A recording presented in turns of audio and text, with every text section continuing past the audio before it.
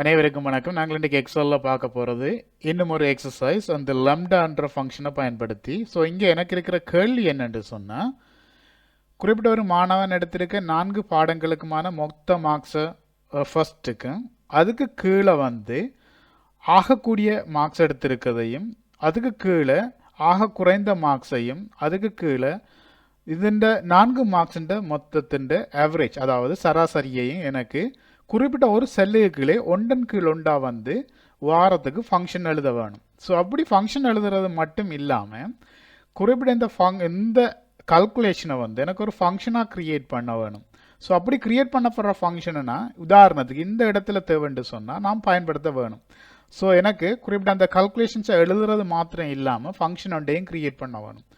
முதலாவதாக நாங்கள் வந்து ஒரு கல்குலேஷன்ஸை லெம்டாவை யூஸ் பண்ணி எழுத போகிறோம்னு சொன்னால், ஃபஸ்ட்டுக்கு ஈக்குவலாக டைப் பண்ணி லெம்டாவை டைப் பண்ணிவிட்டு ப்ராக்கெட்டை ஸ்டார்ட் பண்ணிங்கன்னா அங்கே உங்களுக்கு ஏற்கனவே நாங்கள் பார்த்த மாதிரி அதிൻ്റെ சிண்டெக்ஸை பார்த்துக்கொள்ள இயலும், பராமீட்டர் ஓர் கல்குலேஷன் அப்படின்ட்டு சொல்லி.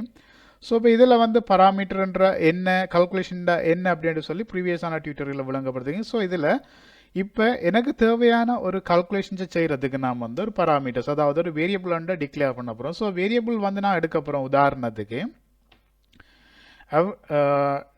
டோட்டலுக்கு டி என்று சொல்லியும், மற்றது வந்து எவரேஜுக்கு ஏ என்று சொல்லியும், ஹையஸ்ட் வேல்யூக்கு ஹெச், மற்றது வந்து லோவஸ்ட் வேல்யூக்கு வந்து எல் என்று சொல்லியும் எடுத்திருக்கோம். ஸோ எடுத்துட்டு திரும்ப கமா வச்சேன்னு சொன்னால் இங்கால குறிப்பிட்ட இந்த டா என்ற குறிப்பிட்ட இந்த வேரியபிளை பயன்படுத்தி என்னென்ன செய்யலாம். ஃபர்ஸ்ட்டுக்கு எனக்கு என்ன தேவைன்னு சொன்னால் டோட்டல் தேவை. ஸோ இதை நான் எப்படி செய்ய போகிறேன்னு சொன்னால், டபுள் கொட்டேஷன் மார்க்குள்ள டோட்டல்ன்ட்டு சொல்லி டைப் பண்ணி இதுக்கு காலனை வைத்துட்டு திரும்ப டபுள் கொட்டேஷனை க்ளோஸ் பண்ணிவிட்டு அண்ட் சைனை வைத்தேன்ட்டு சொன்னால் நான் அங்கால ஸ்டார்ட் பண்ணலாம்.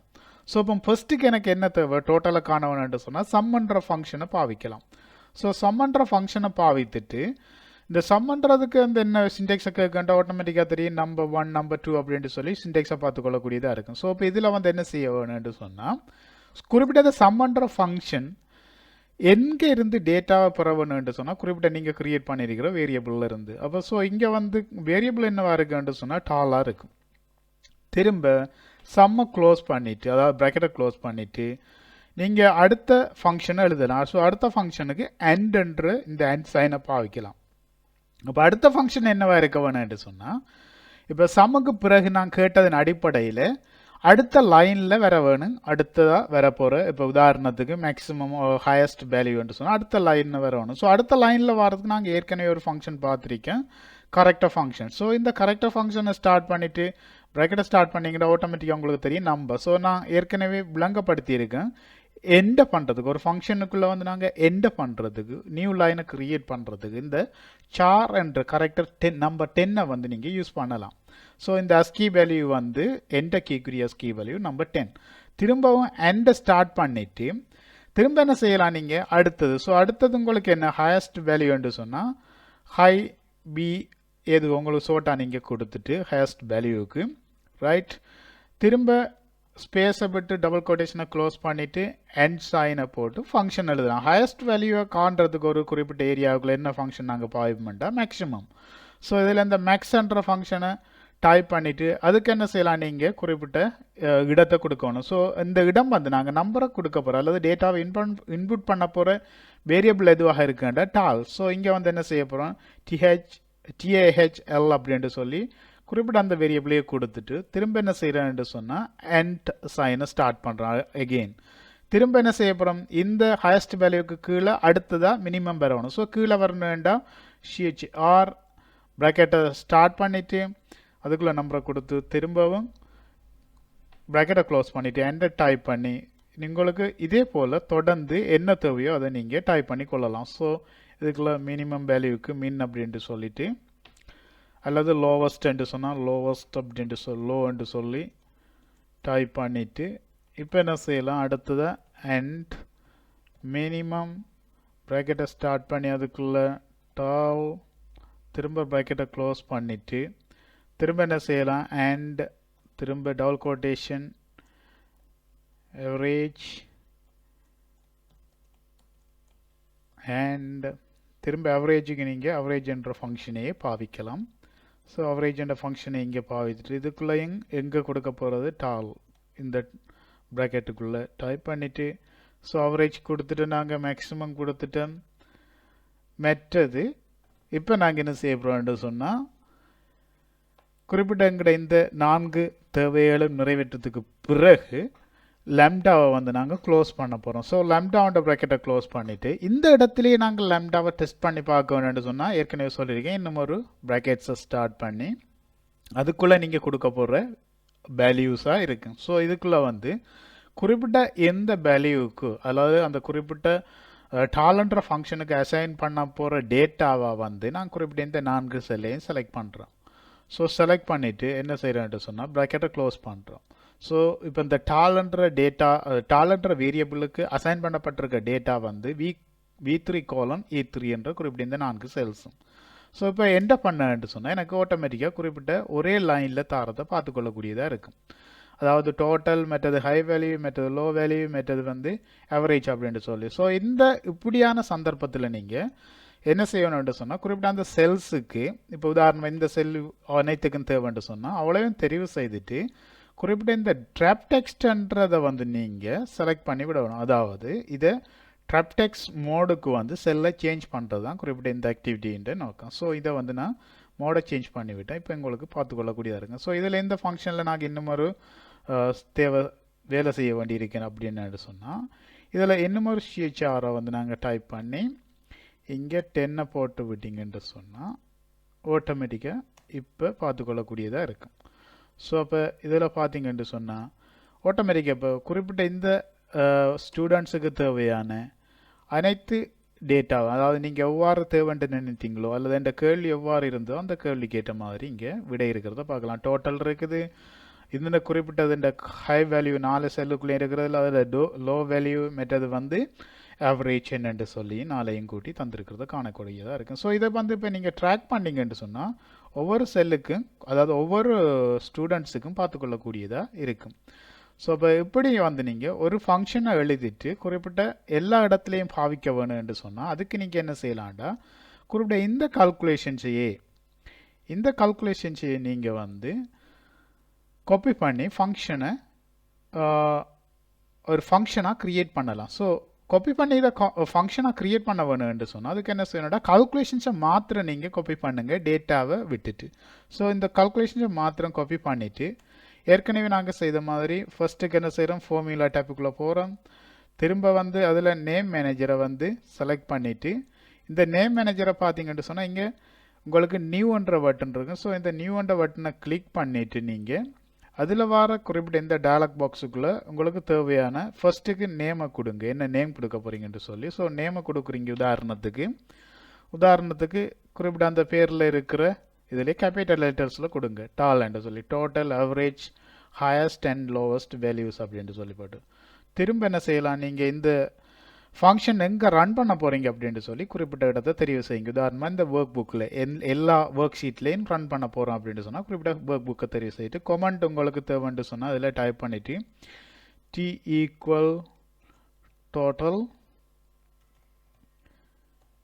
ஹமா மெத்தது வந்து A = ஸோ இப்படி டைப் பண்ணிவிட்டு நீங்கள் திரும்ப என்ன செய்யலாம் நீங்கள் காப்பி பண்ண ஃபங்க்ஷனை இந்த இடத்துல பேஸ்ட் பண்ணி விட வேணும். இதுதான் முக்கியம்.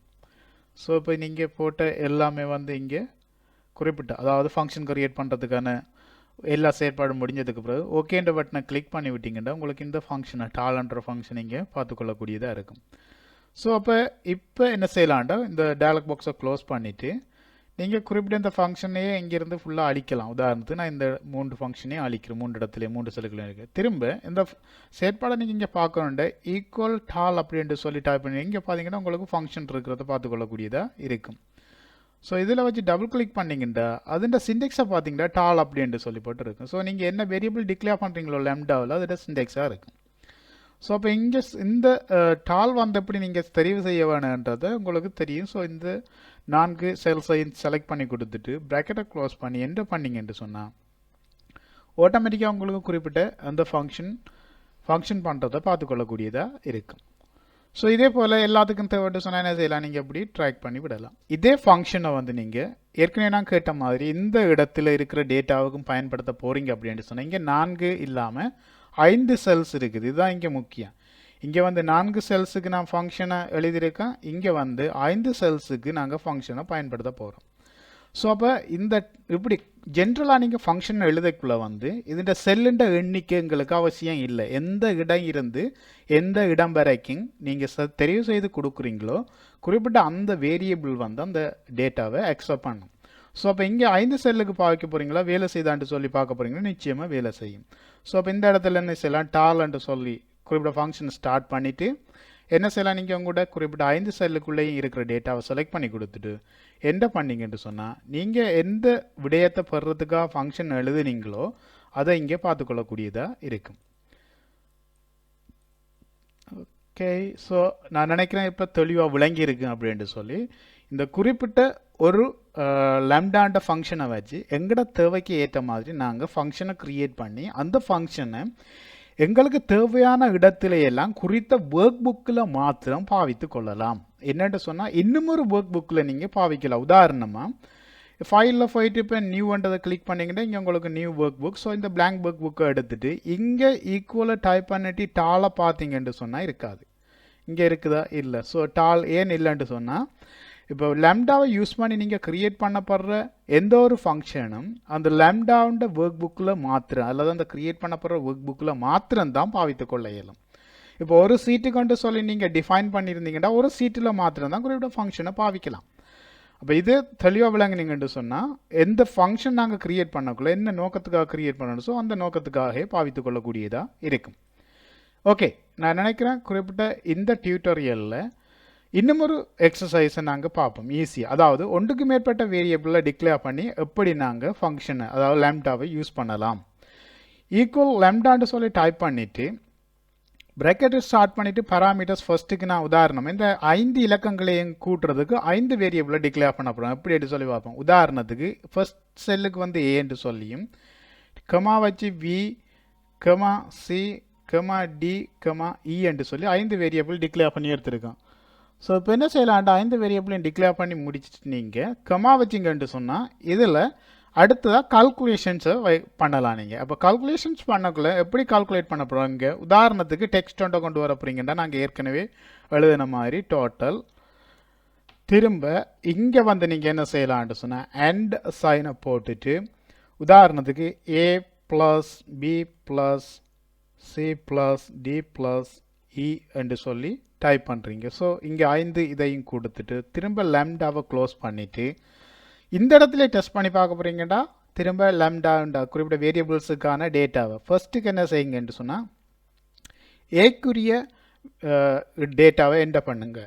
திரும்ப கமா வச்சது விக்குரியது, திரும்ப கமா வச்சது சிக்குரியது, திரும்ப கமா டி, திரும்ப கமா இ என்று சொல்லி ப்ராக்கெட்டை இந்த டேட்டாவை கொடுத்துட்டு ப்ராக்கெட்டை க்ளோஸ் பண்ணி என்ன பண்ணிங்கன்னா உங்களுக்கு டோட்டலாக தரும். இலகுவாக விளங்கியிருக்கேன்னு நான் நினைக்கிறேன். அதாவது ஒன்றுக்கு மேற்பட்ட இடங்களில் உள்ள டேட்டாவை நாங்கள் தெரிவு செய்து கொடுக்கறதுக்கும் குறிப்பிட்ட லம்டாவை யூஸ் பண்ணி நாங்கள் ஃபங்க்ஷன்ஸை க்ரியேட் பண்ணலாம். ஸோ இதுதான் கால்குலேஷன். ஸோ இந்த கால்குலேஷன்ஸை காப்பி பண்ணிவிட்டு உங்களை விரும்புகிற பேரில் நீங்கள் ஃபங்க்ஷனை க்ரியேட் பண்ணியும் கொள்ளலாம். நான் நினைக்கிறேன் குறிப்பிட்ட இந்த டியூட்டோரியலில் நான் விளங்கப்படுத்தின ஒவ்வொன்றும் வந்து தெளிவாக விளங்கியிருக்குன்னு சொல்லி, அதாவது குறிப்பிட்ட ஏரியாவை செலக்ட் பண்ணி கொடுக்குறதுக்கு ஒரு வேரியபிளை டிக்ளேர் பண்ணுறது எப்படி என்று சொல்லியும் ஒன்றுக்கு மேற்பட்ட இடங்களை நாங்கள் தெரிவு செய்து அதாவது ஒன்றுக்கு மேற்பட்ட செல்களை தெரிவு செய்து டிஃப்ரெண்டான டேட்டாவை கொடுக்குறதுக்கு ஒன்றுக்கு மேற்பட்ட வேரியபிளை எப்படி லம்டாவுக்குள்ளே டிக்ளேர் பண்ணுற அப்படின்ட்டு சொல்லி அதே போல் யூஸ் பண்ணுறேன்ட்டு சொல்லியும் விளங்கியிருக்கேன்னு நான் நினைக்கிறேன். இன்றைக்கு நாங்கள் இந்த டியூட்டோரியலில் பார்த்த விடயங்கள் ஏதாவது சந்தேகங்கள் அல்லது கேள்விகள் இருக்குமா இருந்தால் Comtachers என்ற இந்த சேனலை சப்ஸ்கிரைப் பண்ணிவிட்டு அதில் காணப்படுற கமெண்ட் செக்ஷன் ஊடாக நீங்கள் கேட்டு அனுப்பலாம். நிச்சயமாக நான் அடுத்ததாக வெளியிட போகிற டியூட்டோரியலில் உங்களோட கேள்விகளுக்கான பதிலை நான் உள்ளடக்கி கொள்வோம். இந்த டியூட்டோரியலை பார்த்தமைக்கு மீண்டும் நன்றி. மறக்காமல் இதில் காணப்படுற பெல் பட்டனை அழுத்தி வைங்க. நான் அடுத்ததாக வெளியிட போகிற டியூட்டோரியல் உங்களுக்கு இலகுவாக வந்து சேரும். தேங்க்யூ.